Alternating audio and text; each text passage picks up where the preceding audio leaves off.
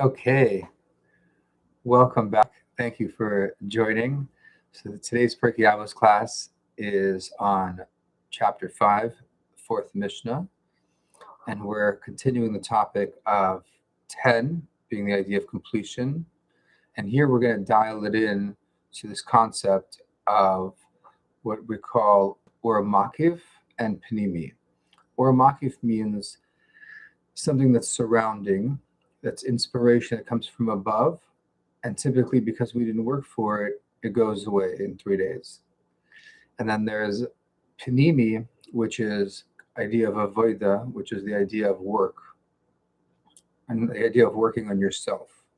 And when you work on yourself and you internalize that work, that's the key word, internalize that work, then it becomes yours forever. And so let's understand this idea a little bit. So it says like this: 10 miracles were performed for our ancestors in Egypt, and 10 at the sea. 10 plagues did the Holy One, blessed be He, bring upon the Egyptians in Egypt, and 10 at the sea. With 10 trials, our ancestors tested the omnipresent, blessed be He, in the wilderness. As it is said, they have tested me 10 times and have not listened to my voice. So let's unpack this. There's a lot going on here. So we're discussing the idea of tens, and we discussed the idea of 10 as an idea of completion.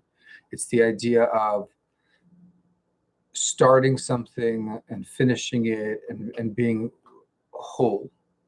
But idea of being whole is you're made up of the parts, right? So in order to get 10, you need to get to 1, 2, 3, 4, 5, 6, 7, 8, 9 to get to 10. So one of the fundamental ideas is that when you count something, like in gratitude, if you're saying thank you in general on like on a high level, okay, it's that's what it is. It only remains high level. If you say thank you for something specific, so you're counting something specific, so then you internalize that something specific. When it's generic, it's not internalized. It's makif. It's surrounding. It's something that is experienced and then forgotten about in 3 days. So we're discussing this idea of 10 and how it relates to these two ideas of something being an inspiration and internalization. Okay, so let's go into the Mishnah a little further, and we'll understand how these two ideas come out. So the 10 miracles in Egypt. So Rashi and Bardenura, famous commentators, they both explain that these are not separate wonders. Okay, meaning the inverse of the plagues themselves is how we need to understand this. In other words, the plagues themselves were for the Egyptians darkness, but for the Jews, for the Israelites, it was light. So it's the same exact event going on is the critical point. The same exact divine act. However, for one group, for the Egyptians, it was a makkah, it was a punishment, it was a plague. And for the Israelites, for the Jews, it was a nace. It was a miracle. It's like lifting a banner, something you're celebratory, higher than nature. So we're discussing 10 miracles in Egypt to discuss how fundamentally Egypt was transformed. That's the idea of 10, is to take something, complete it, and to complete it means to transform it and reveal the godliness in it. Transformation and revelation in Judaism are oftentimes synonymous because the result of transformation is revelation. And so they kind of go together. Okay. So one of the fundamental ideas in Egypt is that God said that He's going to distinguish between the livestock of Israel and the livestock of Egypt. What does it mean to distinguish the livestock of Israel and the livestock of Egypt? The whole idea here is that the same act that's happening in the world has a benefit for one group because that's the way they experience it. And for another group, it's negative experience because that's the way they experience it. So 10 experiences in Egypt brings out that each of those individuals makas, each of those individual experiences was a blessing for the Jews, and it was a curse for those who were opposing the Jews, the Egyptians. So now we go to the 10 miracles at the sea. Okay, so why are we enumerating 10 miracles at the sea? Why specifically? What's the idea of bringing this out? Because specifically, if you just say a great miracle happened, okay, fine, great. But the idea of remembering a great miracle is to itemize it. That this happened, this happened, this happened, this happened, this happened. So when we remember every single one of the 10 miracles at the sea, what we're doing is itemizing the redemption. We're not making it generic. So we're experiencing every single piece of that whole. When it says 10 trials in the wilderness, so the Gemara in Arachin explains like this. It says like 2 at the sea, meaning descending with complaints, and for one view, suspecting that the Egyptians emerged on the other side. So you have another trial with the water, you have another trial with the manna, you have another trial with the quail when the Israelites wanted meat, and you have another trial with the golden calf, and then of course you have the famous trial with the spies. So these trials, if you notice the timeline, the first trials, they happen at the sea, meaning with moments of the greatest revelation in history. And then at Mara, 3 days later, at the water, when they want water, so then all of a sudden they totally forgot about all the miracles that happened to them. And that's one of the deepest ideas in this Mishnah, is that when we have a great revelation, 3 days later we forget about it because we didn't work for it. When we work for something, 3 days later we build on it and continue building on it. We don't forget about it. So there's a very deep idea of 10 trials of the wilderness, that the miracles that we experience, somehow we quickly forget about. And all of a sudden we go back to our kind of materialistic ways, and we want, this is lacking and this is lacking, and that could be a little bit better materially, and that could be a little bit better, even though those things are not really what you really want and need. It's just complaining for the sake of complaining, because you're not working on yourself. You're relying on external inspiration to find your happiness. And if you're relying on external inspiration to find your happiness, you're quickly in 3 days going to be without happiness. The real inspiration that lasts is when you work for it, you appreciate it. So when divine blessing comes, you internalize what's going on, you meditate on it, you realize, wow, this is such a blessing, and you don't take it for granted. Because when good things come, you have to be very careful, because very easily it could be taken away. So let's understand this one other very fascinating concept about this Mishnah. So we said that the Mishnah ended, it says like this: they have tested me 10 times and have not listened to my voice. So it's an immediate question that's raised. Why does the Mishnah end on a seemingly negative point? It's like bringing out a failure. Like, why are you ending on a failure? Why are you bringing out something negative when the whole idea of the Torah is to bring out the positive? What's going on here?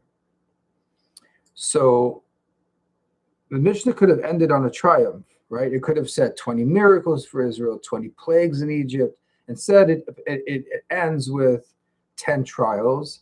And the whole idea that it ends with that people didn't listen to my voice. So what that's really bringing out is that the generation that saw all the revelations, or the greatest revelations, is the same generation that were complainers and that caused the golden calf and caused the spies. So imagine this: the Jews then had witnessed the splitting of the sea, and it was in 12 corridors. It's like you can't make this up. It was just something completely wild. And instead of not a single person was transformed by that experience, because if they were transformed, they wouldn't have done the golden calf and so on and so forth. So we learn from this that true transformation doesn't come from inspiration, that you see some kind of divine act and you're like, wow. And then it looks cool, and then you forget about it 3 days later and you go back to the materialistic ways. Transformation has to come from somewhere else. Okay? So transformation has to come, when we say from someone else, has to come from the internal work that's being done, so that you internalize it and remember it, and it goes into your daily apparatus. I mean, you think about it the next day, not as a wonder that happened to you, but that's something that's a part of you. That's something that is part and parcel with the goals that you're achieving, and the visions that you're striving for, and the challenges that you're overcoming. That is this whole idea of getting to the panimi level, going from makif, from a surrounding energy, to a panimi level. So one of the ideas of the Rebbe, beautiful idea of Lubavitch Rebbe in this subject, is that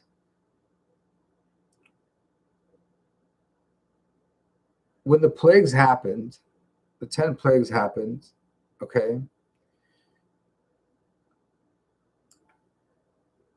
the whole idea of there was to refine and redefine the material world.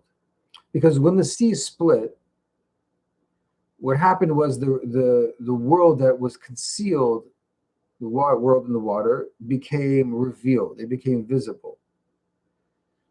And that's not what normally happens, right? And it's not normally where you can walk through the ocean, walk on water, or through the water.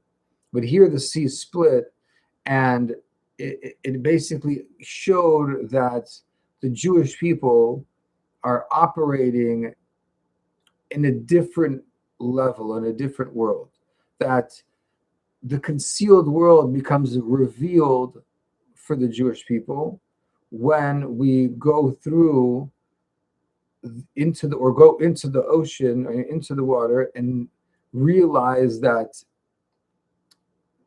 God runs the world, not nature, and that nature will split.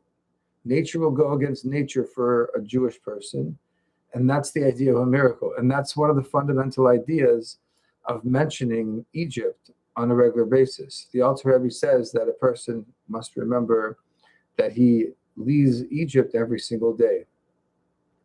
And the idea of leaving Egypt every single day is that daily internalization. It's not just a one-time event that happened in the past. No, it's a daily awareness, an affirmation, a conversation with yourself, recognizing you're going every single day out of Egypt, out of a constriction, dealing with the struggle, to overcome a struggle every single day, get better at that challenge, and overcome, and to struggle. So that's the nature of the world, is to be in the struggle, and to realize that you're going to win, and have that trust that you're going to win, and not nervousness or fear, but trust, so that you do your hishtadlus, you do what's needed of you, with certainty that for sure the blessing is going to come, and will continue to come. As long as you do your hishtadlus, and without having to fear that it might not come, or it might not work out. That's not an option. It will. That's what the whole idea of learning the Exodus of Egypt is, that we realize that God puts us in situations that we may feel like are impossible. However, it's God who takes us out. It's our job to start it, and God finishes the job. He takes us out, he helps us. And how things work out is wondrous. And that's part of the beauty of the journey, to appreciate the divine providence that happens to a person on a daily basis, to internalize that, to recognize that, and to develop that and live with that in a more aware basis. And as a result of doing that, naturally a person will want to then do God's work and connect with other people, serve other people, help other people, go out of his way for other people, knowing that God provides all the blessings. Everything results from God. So you don't lose anything, lose by helping other people, and you don't lose by not by saying, oh, I'm going to go help someone else out. That's time I could be spending going making money, or going do something, doing something, or go relaxing, or some kind of selfish act. You see the selfish act if we see the world from a Maki perspective, that our life is temporary inspiration, and then we go back to the grind, as they say, but a negative grind, not a good grind. A good grind is when we realize that God is running the world, and our job is to reveal the godliness. So we're in the godly grind. And that's the beauty of this Mishnah, is that when something happens to us, that's why, again, it's leaving on what seems like a negative note, that the people didn't listen to Hashem because they didn't internalize the message. When we internalize the message, then of course we're going to want to listen to Hashem, connect with Hashem, and develop that relationship with Hashem in a meaningful, wholesome, like the number 10, complete way, where we feel it internally and we feel the godliness. Thank you, and we'll see you at the next one.